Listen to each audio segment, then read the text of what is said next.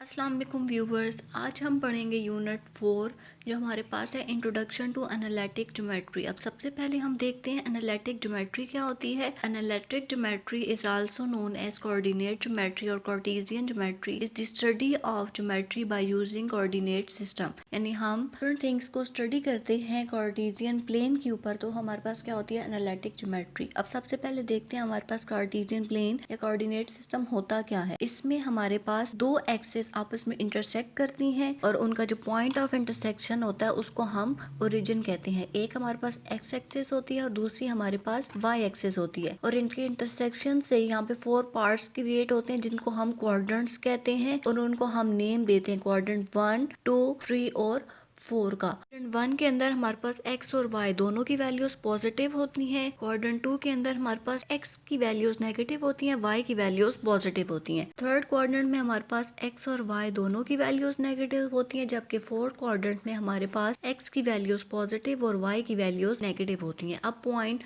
2, 3 हम देखते हैं कि कैसे ड्रॉ होगा। तो जो पहला पार्ट होता है किसी भी कोऑर्डिनेट का वो x एक्सिस की मदद से ड्रॉ होता है, और जो दूसरा पार्ट होता है वो y एक्सिस को रिप्रेजेंट करता है। अब हमने पॉइंट 2, 3 ड्रॉ करना है, तो हम जो 2 है जो x एक्सिस की मदद से ड्रॉ होगा, हमने जहाँ पे x एक्सिस पे 2 आ रहा है वहां से परपेंडिकुलरली लाइन ड्रॉ करनी है। सेम इसी तरह जो पॉइंट 3 है वो हमने y एक्सिस के ऊपर देखने और वहां से एक परपेंडिकुलर लाइन ड्रॉ करनी है। ये दोनों लाइन जहाँ पे आगे इंटरसेक्ट होंगी वो हमारे पास कोऑर्डिनेट ड्रॉ हो जाएगा 2, 3। नेक्स्ट सेम इसी तरह हम सेकंड क्वाड्रेंट के अंदर पॉइंट -3 और 1 ड्रॉ करेंगे। अब -3 x एक्सिस को रिप्रेजेंट कर रहा है, तो हम -3 के ऊपर से एक स्ट्रेट लाइन परपेंडिकुलरली ड्रॉ करेंगे, और 1 y एक्सिस को रिप्रेजेंट कर रहा है, तो हम y एक्सिस के ऊपर 1 से एक परपेंडिकुलर लाइन ड्रॉ करेंगे। जहां ये दोनों लाइंस इंटरसेक्ट करेंगी वहां पे हमारे पास पॉइंट -3, 1 क्रिएट हो जाएगा। नेक्स्ट हम एक्सरसाइज 4.1 का क्वेश्चन नंबर 1 में देखते हैं। उसको कहता है describe the location in the plane of the given points. ठीक है, जो हमें गिवन पॉइंट्स हैं इनकी हमने लोकेशन बतानी है ग्राफ के ऊपर, ये कहाँ पे मौजूद होंगे। अब पहला क्वेश्चन है x ग्रेटर देन 0, मतलब वो सारी वैल्यूज जो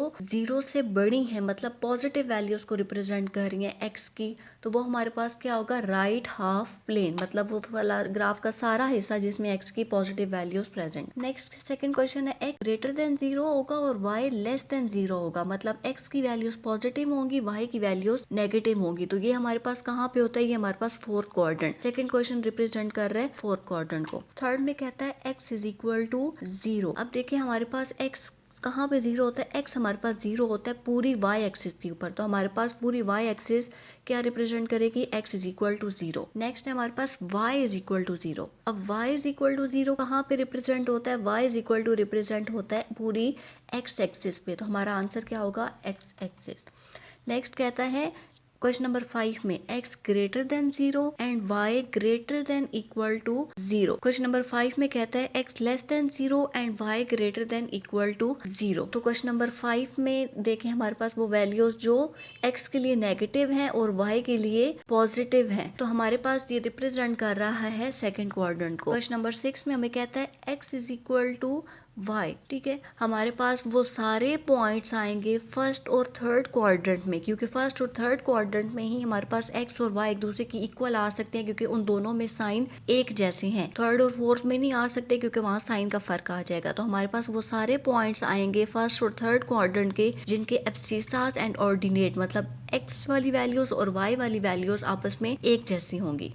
नंबर 7 में कहता है mod of x is equal two plus mod of y। तो हमारे पास x और y दोनों के साथ मॉड का साइन हटाने से x और y दोनों के साथ प्लस माइनस आएगा, तो हम इसको लिख सकते हैं x is equal to y और x माइनस y। तो हम कह सकते हैं which are points in the first and third quadrant having the both coordinate equal. Next question में देखते हैं mod of x greater than equal to 3। तो ऐसे लिख सकते हैं x greater than equal to 3 और x less than equal to -3, which are points lying on x-axis greater than or equal to 3 और less than equal to 3। ये points हमारे पास कहाँ पे मौजूद होंगे, x एक्सिस के ऊपर, या वो 3 से बड़े होंगे या वो 3 से छोटे होंगे।